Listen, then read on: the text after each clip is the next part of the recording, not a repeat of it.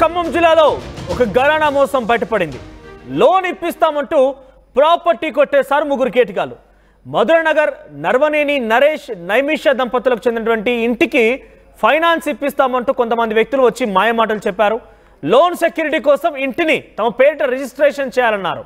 పాపం పోషం అప్పారావు, పాండవుల భాస్కర్, షేక్ చాందీ మియా ఈ ముగ్గురు కలిసి సుమారుగా 2.50 కోట్లు అంటే సుమారుగా 2 కోట్లన్నర ఇంటిని సగం ధరకే కొట్టేసారా మాస్టర్ స్కెచ్ వేశారు. అక్రమాలకు సహకరించేటువంటి ఓ ఏఎస్ఐ డిఎస్పీ కూడా ఉన్నారు. ప్లాన్లో భాగంగా ఇంటిని ముందుగా ఏఎస్ఐ పేట రిజిస్ట్రేషన్ చేయించారు. రిజిస్ట్రేషన్ తర్వాత ఇంటి డాక్యుమెంట్స్తో లోన్ తీసుకున్నారు మోసగాళ్ళు. 90 లక్షల లోన్ తీసుకొని నరేష్ నైమిష దంపతులకు ఆ లోన్ని చెల్లించారు.